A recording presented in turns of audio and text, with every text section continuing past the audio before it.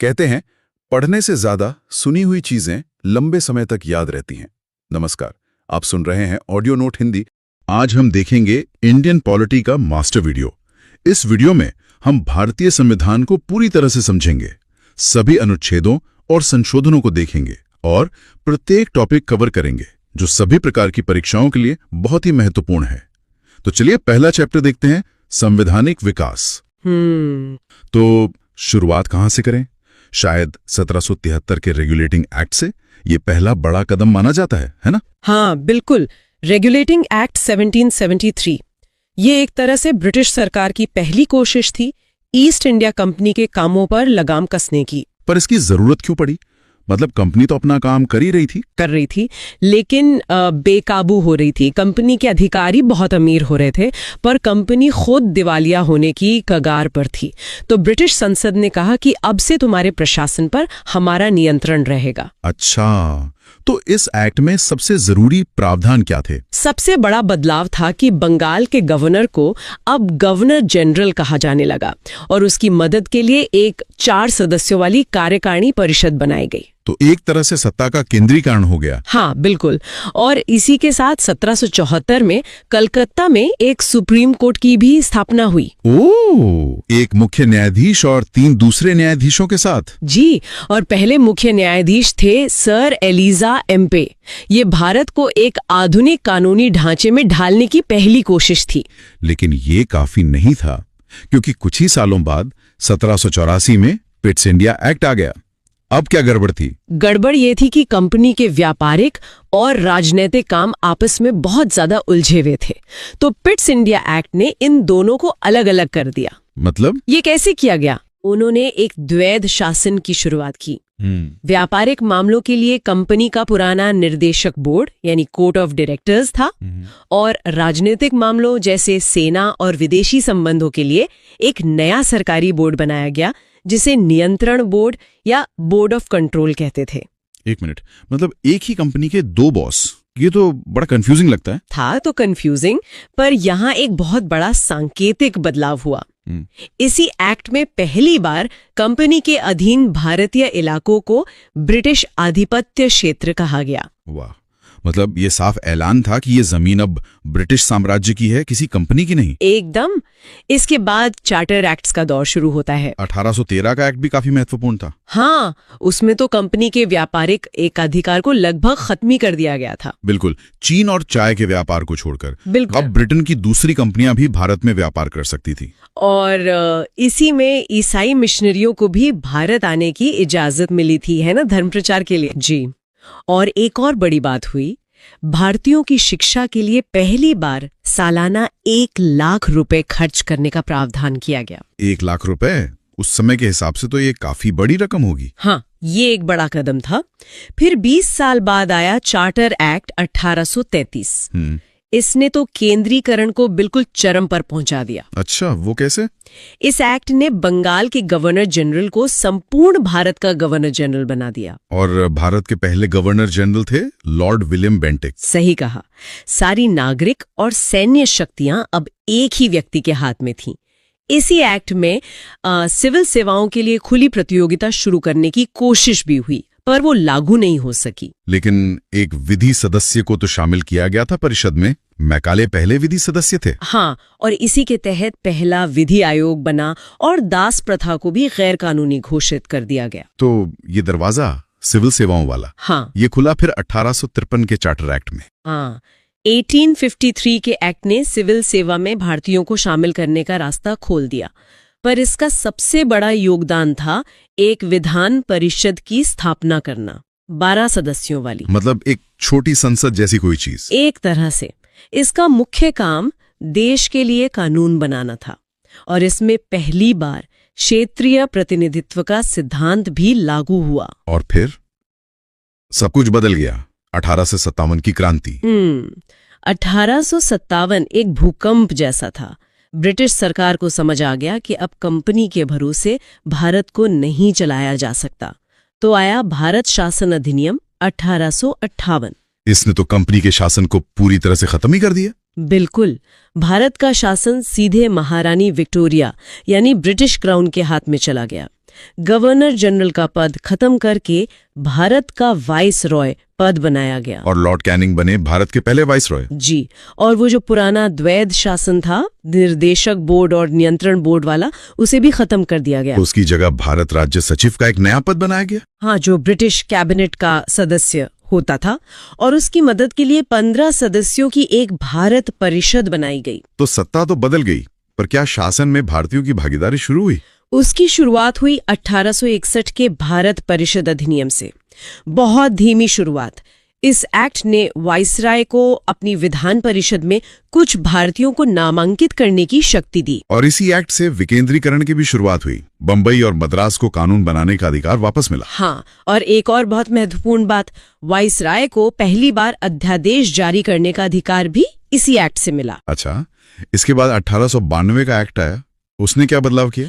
उसने परिषद के भारतीय सदस्यों के अधिकार थोड़े से बढ़ाए। अब वो वार्षिक बजट पर वाद विवाद कर सकते थे और सरकार से प्रश्न पूछ सकते थे। लेकिन मतदान का अधिकार नहीं था। नहीं, मतदान का अधिकार नहीं था, पर हाँ, अप्रत्यक्ष रूप से निर्वाचन का प्रावधान पहली बार इसी एक्ट में किया गया। और फिर 20वीं सदी की शुरुआत हुई मार्ले मिंटो सुधार 1909 के साथ। हाँ, ये बहुत विवादास्पद रहा है।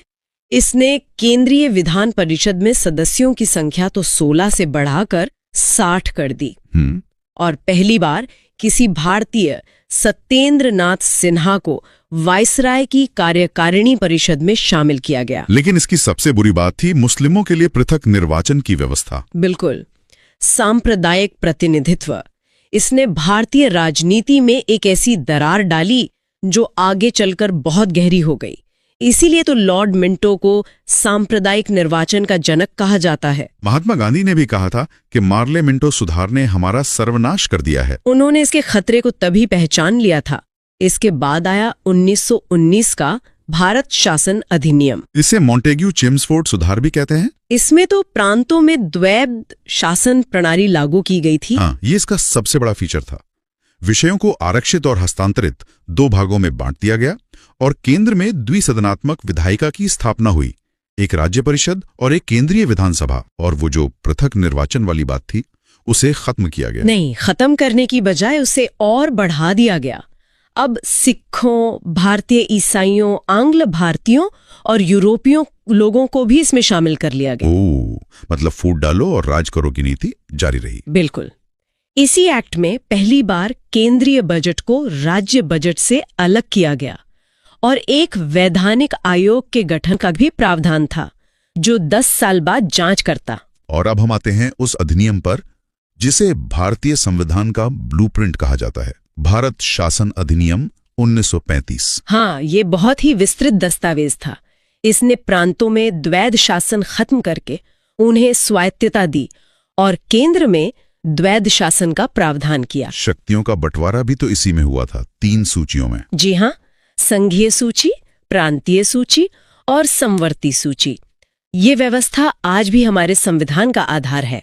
एक संघीय न्यायालय की स्थापना भी इसी के तहत हुई। और प्रत्यक्ष चुनाव की शुरुआत भी इसी से हुई है ना? हाँ, पहली बार भारत में प्रत्यक्ष चुनाव हुए। दलित जातियों, महिलाओं और मजदूर वर्ग के लिए भी अलग से निर्वाचन की व्यवस्था की गई। ये कहना गलत नहीं होगा कि हमारे आज के संविधान पर सबसे ज्यादा प्रभाव इसी 1935 के एक्ट का है।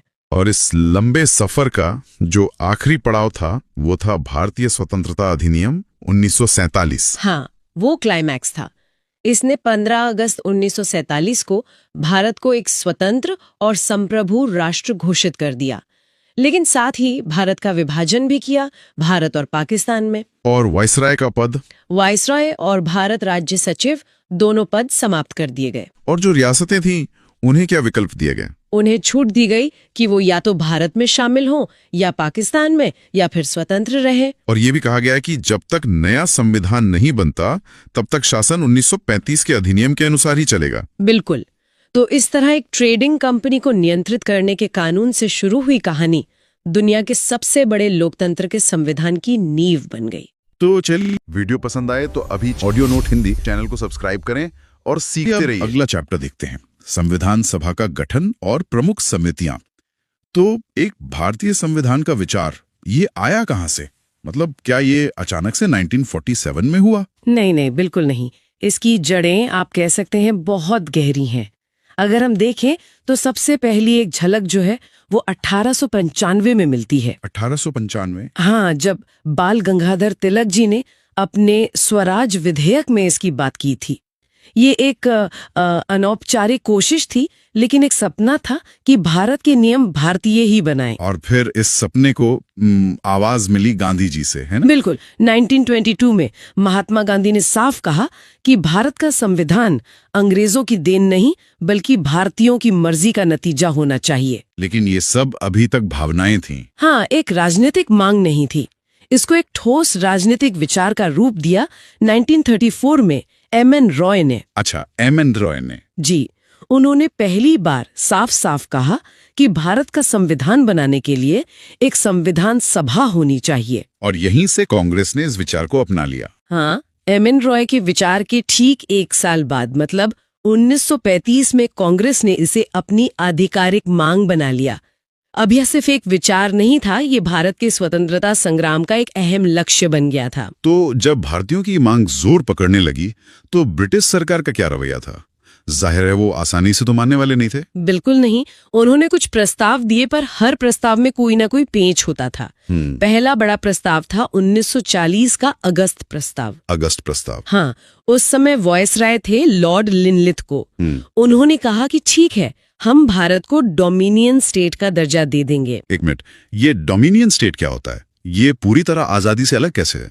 ये बहुत ही जरूरी सवाल है। देखिए, संप्रभु राष्ट्र मतलब सॉवरेन नेशन जैसे आज भारत है, अपने आंतरिक और बाहरी हर तरह के फैसले लेने के लिए आजाद है। हमारा अपना राष्ट्र प्रमुख है, राष्ट्रपति। बिल्कुल। लेकिन डोमिनियन स्टेट में देश अंदरूनी मामलों में तो आजाद होता है, पर देश का मुखिया ब्रिटेन का सम्राट ही होता। अच्छा, मतलब नाम की लगाम फिर भी लंदन के हाथ में ही रहती। हाँ, इसीलिए भारतीयों ने इसे अस्वीकार कर दिया। उन्होंने साफ कह दिया कि हमें अब डोमिनियन नहीं, पूर्ण स्वराज चाहिए। हाँ, तो इसके बाद आया क्रिप्स मिशन 1942 में। अध्यक्ष थे स्टैफर्ड क्रिप्स। इसमें भी डोमिनियन स्टेट की ही बात थी? हाँ, वो बात तो दोहराई गई, लेकिन एक नई और बहुत ही खतरनाक शर्त जोड़ दी गई। वो क्या थी? शर्त ये थी कि संविधान सभा जो भी संविधान बनाएगी, अगर कोई प्रांत या रियासत उसे मानना न चाहे तो वो आजाद है। अरे, मतलब वो संविधान को ठुकरा कर अपना अलग वजूद बना सकता है। बिल्कुल, और यही वो पेंच था जिसकी वजह से इसे भी अस्वीकार कर दिया गया। ये तो भारत के कई टुकड़े करने जैसा था। सही बात है, ये तो फूट डालो और राज करो वाली नीति का ही एक नया रूप था। एकदम। इसके बाद 1945 में वेवेल योजना आई, जिसमें भी कुछ सुधारों की बात थी, पर पूर्ण स्वतंत्रता का कोई ठोस वादा नहीं था। तो आखिर वो कौन सा मोड़ था जब ये तय हो गया कि भारत अपनी संविधान सभा बनाएगा? वो मोड़ आया 1946 में कैबिनेट मिशन के साथ। Cabinet mission? जी। तब तक ब्रिटेन में सरकार बदल चुकी थी, लेबर पार्टी सत्ता में थी। उन्होंने अपने 3 कैबिनेट मंत्रियों को भारत भेजा, Lord Pethick Lawrence, sir Stafford Cripps और A.V. अलेक्जेंडर। और इसी मिशन के प्रस्ताव के आधार पर भारत की संविधान सभा हकीकत बनी। बिल्कुल। इसमें 3 बहुत साफ बातें थीं। पहली, भारत एक संघ होगा। दूसरी, इस संघ का संविधान बनाने के लिए एक संविधान सभा बनाई जाएगी। और तीसरी, एक अंतरिम सरकार बनेगी। और सबसे बड़ी बात ये थी कि इस मिशन ने मुस्लिम लीग की अलग पाकिस्तान बनाने की मांग को उस समय के लिए ठुकरा दिया था। अच्छा, तो यहीं से संविधान सभा की रूपरेखा तय हुई। इसमें कितने सदस्य होने थे और वो कैसे चुने जाने थे? इन्हें 2 हिस्सों में बांटा गया था। 296 सदस्य ब्रिटिश भारत से और 93 सदस्य देसी रियासतों से। अच्छा, तो ब्रिटिश भारत के 296 और रियासतों से 93? जी, और इन 296 सीटों को भी बांटा गया था 292 ब्रिटिश प्रांतों से और 4 कमिश्नरी क्षेत्रों से। कमिश्नरी क्षेत्र? वो कौन कौन से थे? एक आसान तरीका है याद रखने का, ABCD: अजमेर, बलूचिस्तान, कुर्ग और दिल्ली। अच्छा, ABCD, ये तो बढ़िया है। हाँ, तो ब्रिटिश भारत के सदस्यों का तो होना था निर्वाचन। और देसी रियासतों के सदस्यों का? उनका चयन रियासत के प्रमुखों द्वारा किया जाना था, मतलब मनोनयन। समझ गया। और निर्वाचन का आधार क्या था? आधार था प्रति 10 लाख लोगों पर एक सदस्य। तो फिर चुनाव हुए? बिल्कुल। जुलाई अगस्त 1946 में चुनाव हुए। भारतीय राष्ट्रीय कांग्रेस को 208 सीटें मिली। 208 मतलब भारी बहुमत। हाँ, और मुस्लिम लीग को 73 सीटें मिली, बाकी 15 अन्य को। और इसमें महिला सदस्य कितनी थी, ये भी एक जरूरी सवाल है। हाँ, संविधान सभा में कुल 15 महिला सदस्य थीं। तो अब सभा बन चुकी थी, अब बैठकें शुरू हुई। जी, पहली बैठक हुई 9 दिसंबर 1946 को। लेकिन उस बैठक में तो सारे सदस्य नहीं आए थे। नहीं, सिर्फ 207 सदस्य ही उपस्थित हुए। मुस्लिम लीग और देशी रियासतों ने इसका बहिष्कार किया था। तो अध्यक्षता किसने की? उस दिन सभा के सबसे वरिष्ठ सदस्य डॉक्टर सच्चिदानंद सिन्हा को अस्थायी अध्यक्ष चुना गया। अच्छा, ये फ्रांसीसी परंपरा के अनुसार। बिल्कुल। फिर 2 दिन बाद 11 दिसंबर 1946 को दूसरी बैठक हुई। और उसमें स्थायी अध्यक्ष चुने गए। हाँ, डॉक्टर राजेंद्र प्रसाद को स्थायी अध्यक्ष और H.C. मुखर्जी को उपाध्यक्ष चुना गया। और एक संवैधानिक सलाहकार भी नियुक्त हुए थे ना? जी, B.N. राव को। उनकी भूमिका बहुत महत्वपूर्ण थी। फिर हुई तीसरी बैठक 13 दिसंबर को, जब जवाहरलाल नेहरू ने वो मशहूर उद्देश्य प्रस्ताव पेश किया। बिल्कुल, ये उद्देश्य प्रस्ताव दरअसल संविधान की आत्मा थी। ये एक तरह का घोषणा पत्र था कि हम कैसा भारत बनाना चाहते हैं। और इसी को बाद में स्वीकार कर लिया गया। हाँ, 22 जनवरी 1947 को इसे स्वीकार किया गया और यही उद्देश्य प्रस्ताव बाद में हमारे संविधान की प्रस्तावना बना। लेकिन इसके कुछ ही महीनों बाद एक बहुत बड़ी घटना हुई, देश का बंटवारा। इसका संविधान सभा पर क्या असर पड़ा? इसका बहुत गहरा असर पड़ा। भारतीय स्वतंत्रता अधिनियम 1947 ने संविधान सभा की स्थिति में कुछ बड़े बदलाव किए। क्या बदलाव थे वो? पहला और सबसे बड़ा बदलाव तो ये था कि संविधान सभा एक पूरी तरह से संप्रभु निकाय बन गई। संप्रभु मतलब अब उस पर किसी का कोई बाहरी नियंत्रण नहीं था? बिल्कुल, वो अपनी मर्जी से कोई भी संविधान बना सकती थी। और दूसरा बदलाव और भी दिलचस्प था। वो क्या? सभा को 2 काम सौंपे गए, एक संविधान बनाना और दूसरा देश के लिए आम कानून बनाना। मतलब एक विधायिका का काम भी करना? हाँ। वाह, तो हमारी संविधान सभा एक ही समय में 2 काम कर रही थी। जी, इसीलिए जब सभा संविधान बनाने का काम करती थी तो अध्यक्षता डॉक्टर राजेंद्र प्रसाद करते थे। और जब विधायिका के रूप में काम करती थी तब अध्यक्षता जीवी मावलंकर करते थे। इसीलिए संविधान सभा को स्वतंत्र भारत की पहली संसद भी कहा जाता है। जाहिर है बंटवारे के बाद सदस्यों की संख्या भी घट गई होगी। हाँ, जो सदस्य पाकिस्तान के इलाकों से आते थे वो अब सभा का हिस्सा नहीं रहे, तो कुल संख्या 389 से घटकर 299 रह गई। 299? जी, जिसमें से 229 प्रांतों से थे और 70 देशी रियासतों से। अब इतना बड़ा काम था तो इसके लिए समितियां भी बनाई गई होंगी। बिल्कुल, कई समितियां बनी, जैसे संघ संविधान समिति के अध्यक्ष जवाहरलाल नेहरू थे। और प्रांतीय संविधान समिति? उसके अध्यक्ष सरदार पटेल थे।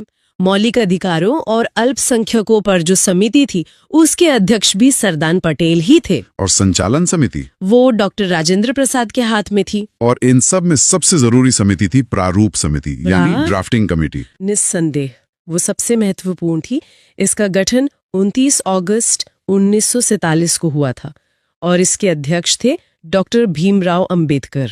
इसमें कुल कितने सदस्य थे? अध्यक्ष को मिलाकर कुल 7 सदस्य थे। कौन कौन थे? डॉक्टर अंबेडकर के अलावा N. गोपालस्वामी अयंगर, अल्लादी कृष्णा स्वामी अय्यर, K.M. मुंशी, सैयद मोहम्मद सादुल्ला। और 2 सदस्य बाद में बदले भी गए थे ना? हाँ, B.L. मित्तर की जगह N. माधवराव आए और D.P. खेतान की मृत्यु के बाद T.T. कृष्णमाचारी सदस्य बने। यहाँ B.N. राव की भूमिका भी बहुत महत्वपूर्ण थी। बहुत ज्यादा। वो संवैधानिक सलाहकार थे और संविधान का पहला प्रारूप उन्होंने ही तैयार किया था, हालांकि वो संविधान सभा के सदस्य नहीं थे। तो प्रारूप समिति का काम पूरा होने के बाद 26 नवंबर 1949 को संविधान को अंगीकृत किया गया, यानी अडॉप्ट किया गया। बिल्कुल, और इसी दिन नागरिकता और चुनाव जैसे कुछ जरूरी प्रावधानों से जुड़े 16 अनुच्छेद तुरंत लागू भी कर दिए गए। और 26 नवंबर को अब हम संविधान दिवस के रूप में मनाते हैं। जी, 2015 से। तो फिर संविधान सभा की अंतिम बैठक कब हुई? अंतिम बैठक हुई 24 जनवरी 1950 को। अच्छा। इसी दिन राष्ट्रगान और राष्ट्रगीत को अपनाया गया और डॉक्टर राजेंद्र प्रसाद को भारत के पहले राष्ट्रपति के रूप में चुना गया। एक सवाल और, हमारे राष्ट्रीय ध्वज तिरंगे को कब अपनाया गया था? तिरंगे को इससे काफी पहले 22 जुलाई 1947 को ही अपना लिया गया था। और फिर आया वो ऐतिहासिक दिन 26 जनवरी 1950, जब हमारा संविधान पूरी तरह से लागू हुआ। इस तारीख के पीछे भी तो एक खास वजह थी। हाँ, ये तारीख बहुत सोच समझकर चुनी गई थी। 26 जनवरी 1930 को भारतीय राष्ट्रीय कांग्रेस ने पूर्ण स्वराज दिवस मनाया था, तो उसी ऐतिहासिक दिन की याद में संविधान को इस दिन लागू किया गया। तो चलिए अब अगला चैप्टर देखते हैं, भारतीय संविधान की प्रस्तावना, अनुसूचियां और स्रोत। तो शुरुआत करते हैं प्रस्तावना से। इसे उद्देशिका भी कहते हैं। जी, ये नाम क्यों पड़ा? मतलब क्या इसके पीछे कोई खास वजह है? जी, इसके पीछे एक बहुत महत्वपूर्ण ऐतिहासिक वजह है। 13 दिसंबर 1946 को पंडित जवाहरलाल नेहरू ने एक उद्देश्य प्रस्ताव पेश किया था। अच्छा, संविधान सभा में? जी हाँ। उस प्रस्ताव में ये बताया गया था कि हमारे संविधान के लक्ष्य क्या होंगे, उसका दर्शन क्या होगा, और बाद में उसी उद्देश्य प्रस्ताव को ही प्रस्तावना का रूप दिया गया। इसीलिए इसे उद्देशिका कहते हैं। समझ गया। तो ये सिर्फ एक परिचय नहीं बल्कि पूरे संविधान का सार है। जी, इसकी पहली लाइन बहुत पावरफुल है, हम भारत के लोग। इसका संवैधानिक महत्व क्या है? बिल्कुल। ये 3 शब्द ही संविधान की पूरी बुनियाद हैं। इसका मतलब है कि भारत में जो सर्वोच्च शक्ति है वो जनता के पास है। मतलब सारी शक्ति का स्रोत हम लोग हैं। सही कहा। संविधान को बनाने और लागू करने की शक्ति किसी राजा या बाहरी देश से नहीं, बल्कि सीधे भारत के लोगों से मिलती है। इसीलिए अंत में लिखा है, अंगीकृत, अधिनियमित और आत्मार्पित करते हैं। ये तो बहुत ही शक्तिशाली विचार है। अच्छा, प्रस्तावना में भारत को कैसा देश बनाने की बात की गई है? इसमें कुछ शब्द हैं, संपूर्ण प्रभुत्व संपन्न, समाजवादी, पंथ निरपेक्ष। ये सुनने में थोड़े भारी लगते हैं। जरूर, इन्हें एक एक करके समझते हैं। पहला है संपूर्ण प्रभुत्व संपन्न, यानी सॉवरेन। इसका सीधा सा मतलब है कि भारत अपने फैसले लेने के लिए पूरी तरह आजाद है। आंतरिक और बाहरी दोनों मामलों में? जी, दोनों मामलों में हम पर किसी दूसरे देश का कोई दबाव नहीं चल सकता। ठीक है। और समाजवादी और पंथ निरपेक्ष, ये शब्द तो जहां तक मुझे याद है मूल प्रस्तावना में नहीं थे। आप बिल्कुल सही हैं। इन दोनों को 42वीं संशोधन 1976 में जोड़ा गया था। तो इन्हें जोड़ने की जरूरत क्यों पड़ी? देखिए, संविधान के सिद्धांत पहले से ही इन विचारों को दर्शाते थे, लेकिन 1976 में सरकार ने इन शब्दों को जोड़कर इन पर और ज्यादा जोर दिया। भारत का समाजवाद लोकतांत्रिक समाजवाद है, जिसका मकसद है गरीबी और आय की असमानता को कम करना। और पंथ निरपेक्ष? पंथ निरपेक्ष का मतलब है कि राज्य का अपना कोई धर्म नहीं होगा, वो सभी धर्मों का बराबर सम्मान करेगा। और लोकतंत्रात्मक गणराज्य में क्या अंतर है? लोकतंत्रात्मक का मतलब है कि सरकार लोगों द्वारा चुनी जाएगी। भारत में ये अप्रत्यक्ष लोकतंत्र है, मतलब हम अपने प्रतिनिधि चुनते हैं। और गणराज्य? गणराज्य का मतलब है कि देश का जो प्रमुख है, यानी हमारे राष्ट्रपति, वो वंश के आधार पर नहीं आते, उनका चुनाव होता है। जैसे ब्रिटेन लोकतंत्र तो है पर गणराज्य नहीं है। ये बहुत अच्छे से स्पष्ट हुआ। अब प्रस्तावना में नागरिकों को दिए जाने वाले कुछ वादों का भी जिक्र है, न्याय, स्वतंत्रता और समता। ये परीक्षाओं के लिए काफी जरूरी है ना? हाँ, ये बहुत महत्वपूर्ण है। इनका क्रम और संख्या दोनों पूछे जाते हैं। तो कितने तरह के न्याय की बात की गई है? 3 तरह के न्याय की बात है, सामाजिक, आर्थिक और राजनैतिक। और स्वतंत्रता? 5 तरह की स्वतंत्रता, विचार, अभिव्यक्ति, विश्वास, धर्म और उपासना की। और समता? 2 तरह की समता, प्रतिष्ठा और अवसर की। ठीक है, यानी 3, 5 और 2। और संविधान को अंगीकृत करने की तारीख? 26 नवंबर 1949। इसी से जुड़ा एक बड़ा विवाद भी रहा है कि क्या प्रस्तावना संविधान का हिस्सा है या नहीं। इसमें सुप्रीम कोर्ट के फैसले क्या रहे हैं? हाँ, ये एक बहुत बड़ा कानूनी सवाल था। इसमें 2 मामले बहुत अहम हैं। पहला था 1960 का बेरुबारी संघ मामला। उसमें क्या कहा गया? उस मामले में सुप्रीम कोर्ट ने कहा कि प्रस्तावना संविधान का हिस्सा नहीं है। अच्छा, तो फिर ये सोच बदली कैसे? ये सोच 1973 के ऐतिहासिक केशवानंद भारती बनाम केरल राज्य मामले में पूरी तरह बदल गई। ये अब तक की सबसे बड़ी बेंच ने सुना था, 13 जजों की बेंच। और उन्होंने क्या फैसला दिया? कोर्ट ने अपने पुराने फैसले को पलट दिया और कहा कि प्रस्तावना संविधान का एक अभिन्न अंग है और इसमें संशोधन भी हो सकता है। लेकिन एक शर्त के साथ, है ना? वो मूल ढांचे